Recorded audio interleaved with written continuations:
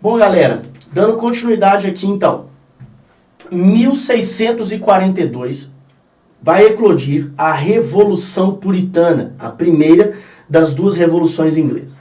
Ela dura de 1642 a 1649. O que nós temos aqui é o início de uma guerra civil, da qual Carlos I pega o exército real, invade o parlamento. Os parlamentares são avisados com antecedência, alguns são presos, outros fogem, dando início então a uma guerra civil. Isso vai ser bem interessante, porque nós temos dois exércitos. O primeiro, o exército denominado cavaleiros, o exército dos cavaleiros, né? É a nobreza, beleza? A nobreza inglesa. Então nós temos o rei, temos a nobreza, temos aqui também anglicanos, que são, em sua maioria, nobres. Então, o rei, a nobreza e estes anglicanos lutarão ao lado do exército dos cavaleiros. Ou também são apelidados de long hair, porque eles têm a característica de terem os cabelos longos, tudo bem? Então, estes camaradas, comandados pelo Carlos I, lutarão contra o exército parlamentar, o exército do parlamento. O exército do parlamento será composto por, olha só, o exército do parlamento será composto pela gentry, pela burguesia, pelos yeomen, pelos trabalhadores, em sua grande maioria puritanos. Tranquilos? Puritanos. E aí o que nós temos aqui então? Este exército comandado por um membro da gentry chamado Oliver Cromwell. Ele é um parlamentar, tá? Da Câmara dos Lords, e ele vai comandar o exército parlamentar. Ou também, esses caras são denominados de cabeças redondas. E aí vocês vão entender por quê. Isso é bem interessante. Porque o Cromwell, ele implementa em seu exército parlamentar o New Model Army, o novo modelo de exército. E o que significa isso? Significa que, dentro deste exército, um trabalhador comum, ele pode dar voz de comando a um membro da gentry, um membro da camada yeoman ou um burguês, caso ele tenha merecimento de alcançar alguma patente superior. Por mérito, por tempo, não importa. Dentro do exército real, dentro do exército dos cavaleiros, é por nascimento. A sua posição dentro deste exército é por nascimento. Aqui é por merecimento. Então não há, por exemplo, intolerância religiosa. Ah, eu sou católico, mas eu quero lutar contra os anglicanos e contra o rei que me persegue. Tudo bem, você é bem-vindo aqui, mesmo sendo majoritariamente puritano. Ah, eu sou anglicano, mas eu não sou um nobre e quero lutar contra a opressão real. Ok, você é bem-vindo aqui também. Você é um trabalhador anglicano? Sou. Então, se você lutar com bravura, você pode galgar postos aqui dentro. Entendeu? E aí, isso leva a um processo organizacional muito melhor, beleza? E o que leva à vitória do parlamento contra Carlos I, que era um péssimo comandante militar, por sinal. Carlos é derrotado em 1646, tenta refúgio na Escócia, tá? É preso, tenta uma contra-revolução, ele é preso em 1648, entregue a Cromwell, e em janeiro de 1649, ele será decapitado. Beleza? Então nós temos aqui o primeiro monarca absolutista a ser decapitado. Tudo bem? Com a decapitação de Carlos I, temos o início da República Puritana de Cromwell. Beleza? E aí nós temos uma situação bem interessante que é a seguinte: Cromwell é um membro da gentry, da pequena nobreza, beleza? Então ele vai trabalhar pela consolidação do capitalismo, pela ampliação dos ganhos da burguesia. O que vai acontecer então? Levelers e diggers. Quem são esses?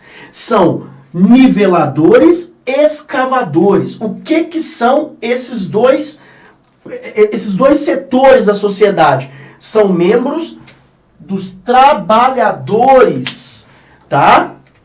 Da sociedade inglesa. Os levelers, chamados de niveladores, eles são majoritariamente trabalhadores urbanos, da qual esses caras querem o fim das grandes propriedades e pequenas propriedades. Essas grandes propriedades que elas fossem transformadas em pequenas propriedades. Beleza? E os diggers, eles são ainda mais radicais. Eles são a favor da abolição da propriedade privada.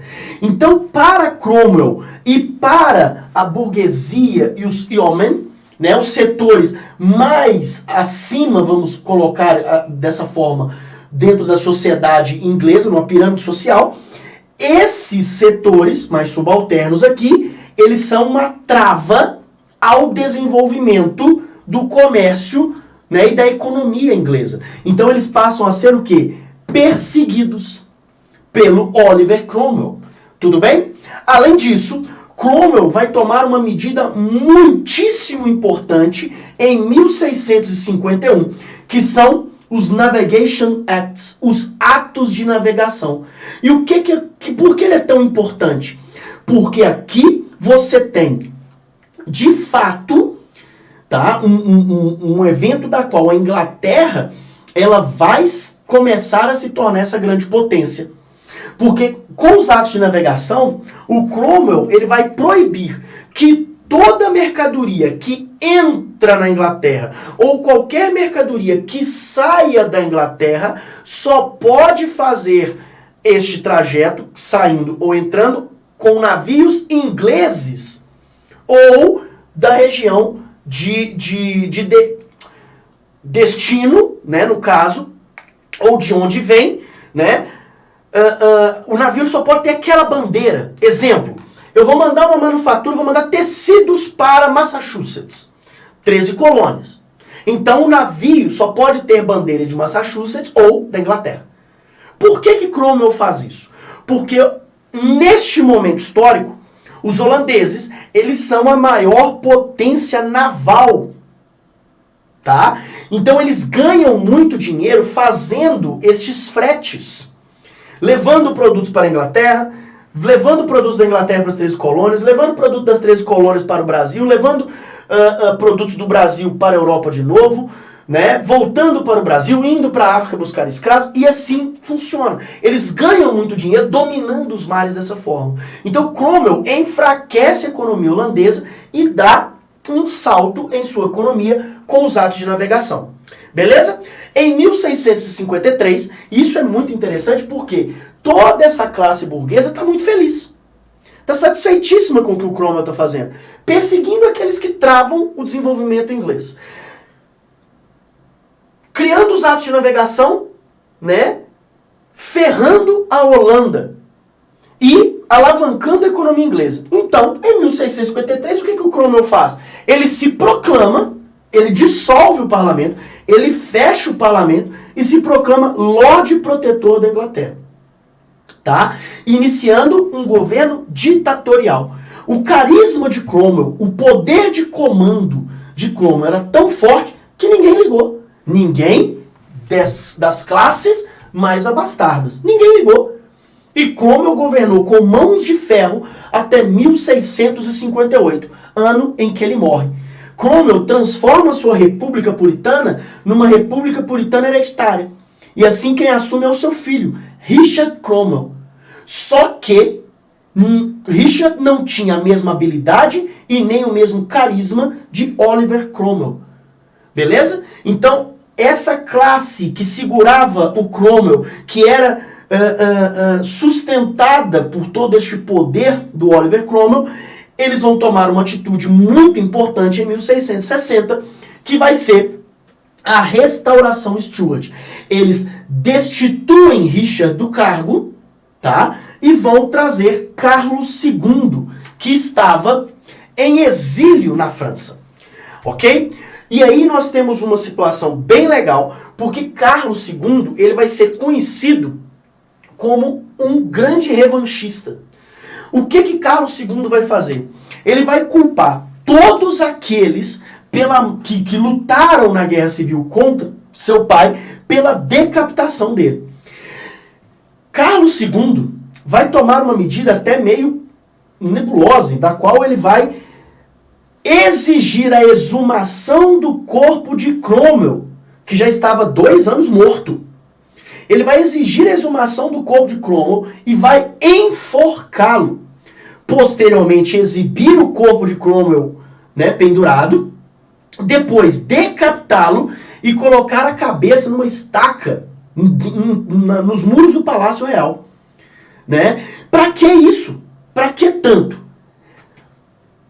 Matar um homem morto? Este é exatamente o simbolismo da situação. O que ele quer é demonstração de poder. Um Stuart voltou e um Stuart vai fazer o que for possível para que não haja mancha no nome da família. E aqueles que decapitaram meu pai pagarão mesmo depois da morte. Beleza? Então, nós temos um processo em que, de 1660 a 1685, Carlos II será este monarca, será um monarca inglês, terá alguns problemas com o parlamento, mas a Inglaterra, por conta da manutenção dos atos de navegação e de outras medidas tomadas tanto pelo parlamento quanto por Carlos II, haverá um processo de intenso desenvolvimento econômico. Beleza? Aí, em 1685, Carlos II morre e vem o seu irmão Jaime II. Jaime II, católico, não aceita converter-se para o anglicanismo, é coroado como monarca, com muita desconfiança do parlamento, e começa a tomar uma série de medidas de reaproximação com o catolicismo. Olha que massa. Então, olha só. Ele vai isentar membros católicos de impostos, colocará católicos no seu corpo de secretariado, ministério, essa coisa toda, e isso será muito mal visto pela burguesia puritana e pelo parlamento. O que nós temos então? Uma mudança de postura. Os Stuart não servem para nós. Os Stuart estão nos traindo. Então nós temos que tomar uma outra medida. Temos que revolucionar. Com derramamento de sangue? Não. Isso nos traumatizou. Então o que nós vamos fazer? Tirar o Stuart sem derramar sangue. Então eles procuram Guilherme de Orange, que é holandês, marido de Mary Stuart, filha de Jaime. Mary, que era católica, havia se convertido ao protestantismo por causa do esposo, faz todo o meio de campo ali para que Guilherme vá com o exército dele, saindo da Escócia até a Inglaterra, para a deposição de Jaime. Jaime é deposto em 1689, com o exército de Guilherme com ele. Ele entra na Inglaterra com apoio parlamentar, sem derramar uma gota de sangue. Este evento, por conta deste não derramamento de sangue, é denominado de Revolução Gloriosa. Guilherme, holandês, não vai governar a Inglaterra de maneira absoluta. Óbvio, os ingleses não permitirão que isso aconteça. É o momento exato em que o parlamento se vê com condições de assumir o poder na Inglaterra. E obrigam Guilherme a assinar o Bill of Rights, a Declaração de Direitos, da qual Guilherme não governará com poderes absolutos, terá limitação ao seu poder, tranquilos? E o parlamento é quem de fato governará a Inglaterra. Assim, temos o início da monarquia constitucional inglesa, onde o rei reina, mas não governa. A partir deste momento, temos estabilidade política na Inglaterra, que levará a um processo de estabilidade econômica. Assim, pavimenta-se o caminho para a consolidação do capitalismo. Tranquilos? Final do século XVII, nós temos o início dessa pavimentação do capitalismo na Inglaterra, com o início da monarquia constitucional inglesa. Espero que vocês tenham entendido. Qualquer dúvida, nós estamos à disposição de vocês. Um grande abraço, beijo para vocês, fiquem com Deus. Tchau, tchau.